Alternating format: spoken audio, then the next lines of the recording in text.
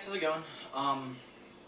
I was just messing around on some paper, dealing with some shapes and drawing and stuff, and I really love the triquetra.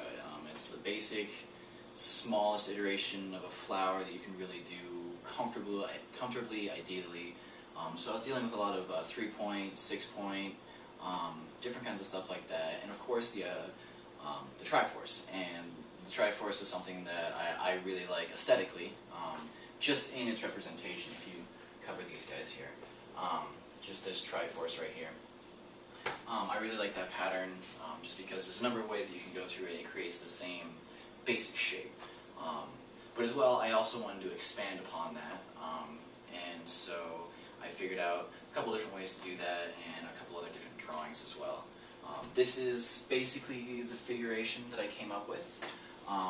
Basically kind of taking negative space and putting it into a more two-dimensional thing so I can understand it a little better. I'm still trying to get the whole negative space thing through my head, and I understand the concepts of it. Anyhow, so going to the basic triforce, let's say for instance we can fill these three triangles in as the quote-unquote positive space, which leaves this upside-down triangle in the middle as the white space or negative space. And I decided to take that and follow these lines all the way out and create the equal triangles in equal size in correspondence to here. And as I was kind of messing with this pattern, I found a really cool thing in that if you are traversing through the triforce in, let's say for instance, same time, same direction, at any of these inner points here, at any of these inner lines, you can transfer very easily into this larger pattern here, which is it's an anti-spin pattern. This is kind of a derivative of a pattern that I saw by Baz, which looks similar to this, which is an anti-spin versus an anti-anti-spin. Now, if I were to do this pattern solely by itself in its three-petal form, which is kind of the derivative and the smallest iteration that I could come up with easily, what that's going to look like is that. And I really like this pattern because, like I said, it can very easily go into the triforce. So say for instance, if I'm traveling through the triforce in same time, same direction, so bottom right, top, bottom left, which I guess would be the opposite for you guys, so bottom left, top, bottom right. At any of these points where I'm on this inner edge or inner line right here, and for this guy it would be right here, you can break out of that, like I said, and take this thing and expound outwards into the anti-anti-spin pattern. So for instance, top petal, bottom petal, side petal, and then I can take this straight and go back into that anti-anti-spin pattern. And at any of those inner points, I can revert back to the triquetra, or the triforce, I'm sorry. As well as you can do that split time opposite direction. So if I were to do the triforce here, at any of these points I can break out and go into that extended pattern and then just go straight back into the triforce. Now, as we're doing that, a couple of different crazy things that I did notice. Where's my notebook? I can't find it right now. I'll show you some pictures in a second here. Essentially this pattern here is a inverted triforce, because essentially triforce does technically consist of 4 triangles, as well as this consists of 4 triangles, as opposed to meeting at, let's see, it's basically inverted is the easiest way that I can explain it. Another cool thing that I found, you can take this basic pattern, this anti-anti-spin pattern, and actually kind of fractalize it. So for instance, you can take this pattern, and as I did with the triforce here and extending these lines out, you can take these lines here out as well and make smaller triangles here. And you can do that essentially infinitely. After a certain point, of course, you start to lose the definement in, or the definition in the shapes, and you can only really spin those figures so small before it kind of becomes indiscernible. Let me see if I can find my notebook and give you a better visual aid here.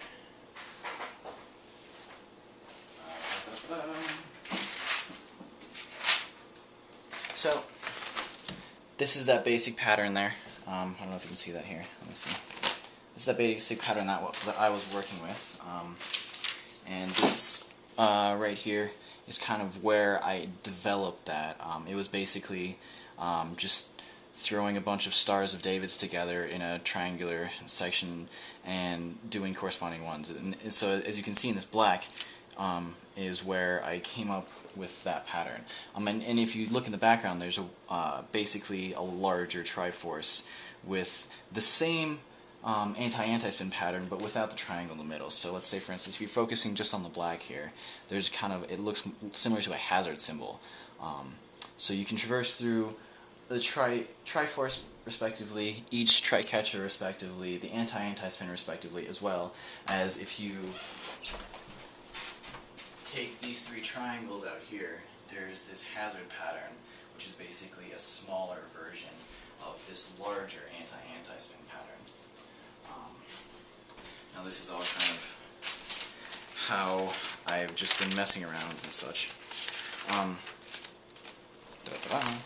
So I've been kind of messing around with that, messing around mostly with split opposites.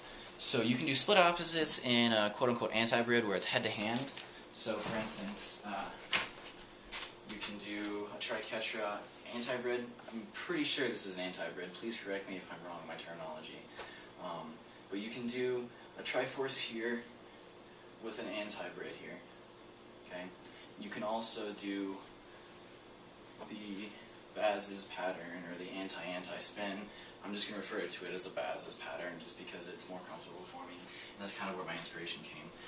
And you can also do it, as I did earlier, with straight, just hand-to-hand triquetra versus extension, or anti-spin versus extension. And that's a fun thing. So I've been kind of trying to diagram things out and figure out how this works. So if I were to, if I had a pen here, if I were to spin an anti-grid, okay, triquetra head-to-hand, if we had a triquetra this way, essentially let me draw this a little bigger actually. Essentially the static spin, or the hand that's not doing the anti-spin, would create a circle that would hit just the edges of the triangle, not the petals itself.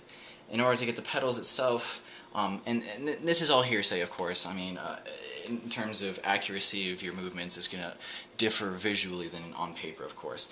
But with just for the sake of what I'm trying to present here, it's just going to be the extension is going to hit the exact edges of the petal here. Okay. So I found if you take that the three-petaled anti-grid, and this is kind of an inaccurate picture, but I noticed that there is created essentially a mini Star of David here, or two opposing triangles. So you have this triangle here, and you have this triangle here. Now these aren't lined up perfectly, but use your imagination, there's a Star of David in there. Which I thought was really fucking cool. And the fact that you can create that pattern without just doing the pattern itself, doing a completely different pattern and iterating that in another way is extremely fascinating to me. So I was like, okay, well, what would it look like if I did that with an extension? So I took that same pattern here, and the petals are on the outside, and as it goes through, I'll show you the anti-spin. I'll trace it through real quick, if you can see that here. Just going to go through here, up, down, anti here, okay? And so the extension from that I've found is essentially just a blown out triquetra, just a very loose triquetra. What that creates is this triangle right here. And what this triangle does is, because on the inside of this anti-anti-spin pattern is a triangle there, the extension anti-spin becomes a larger opposite one. So it's still going to be two opposing triangles, but now instead of interlocking into a Star of David, this is going to create essentially a large triangle with a smaller triangle interposed underneath it, which is a triforce, which blew my mind, and I was just super stoked about that. So going back to what I was saying about fractalizing this pattern, taking this pattern. So this is the 3-petaled real quick. The 4-petaled would look something, put this way down. The 4-petaled would look something like that, and I'm sure many of you have played around with such patterns. It's just a fun one that I've really been liking. So this is essentially a 3-petal. This is just a 4-petal. You can do 5, 6, 8, as many as you really want. Anything really past 6 becomes kind of impractical in my opinion and not really fun to spin. So you can take this, and all this is honestly, this is a quote-unquote fractalization of just a normal triangle. Okay, so you take a normal triangle here and you extend these edges out, or these lines out here, and connect them with a line, and you get this same pattern. So if you continue to do that with each of these smaller triangles respectively, you can essentially infinitely recreate this pattern. Okay, so you can, and because of the nature of the pattern, it's always going to be anti-spinning and anti-spinning and anti-spinning. So you can spin it in the same direction and get an anti-spin pedal out of each of these little corners. And you can continue to do this as far as you'd like. But as I said earlier, it becomes kind of inconvenient to actually spin that in real-world space.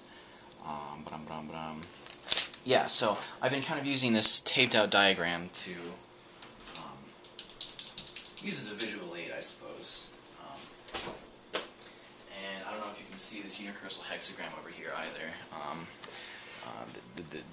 The universal hexagram with this guy are kind of what I've been playing with the most here.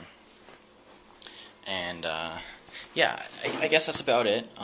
I would love to see any ideas that other people have, or comments or criticisms, because it was just a pattern that I guess a framework or a grid work that I found that I thought was semi-unique and pretty fun to go through as well. So yeah, let me know what you think, and hopefully I'll see you guys soon.